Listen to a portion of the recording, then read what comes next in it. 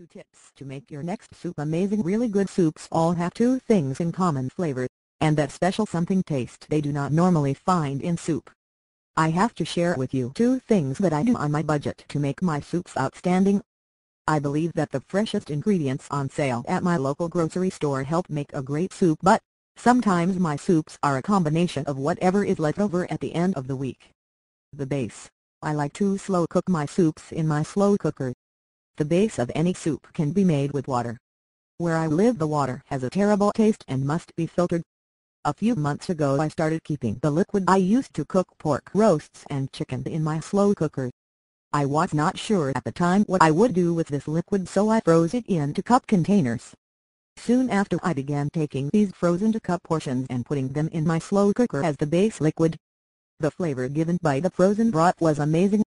I could use the same ingredients from one soup but change the flavor simply by going from a chicken-based frozen broth to a pork frozen broth. The best part is there was no additional expense of having to purchase broth from my grocery store. The next best part is, all the extra work I had to do was simply pour the broth into containers. Wait for the broth to freeze, then pop them out of the container and put the frozen pucks in a freezer bag until such time as I needed one. The second important flavor enhancer that I like to use is the barbecue.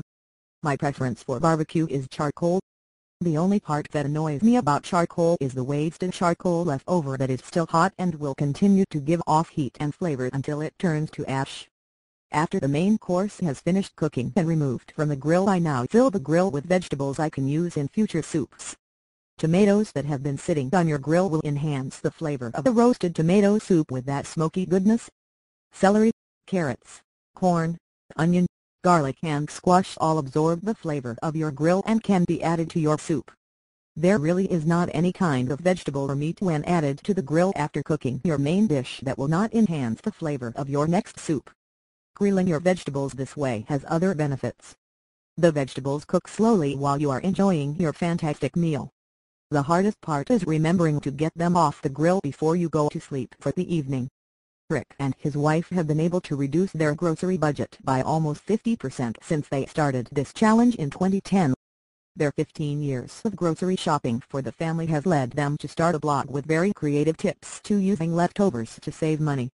There are great tips about meal planning, cooking utensils, recipes, and grocery lists. 2 tips to make your next soup amazing. Really good soups all have two things in common: flavor, and that special something taste they do not normally find in soup.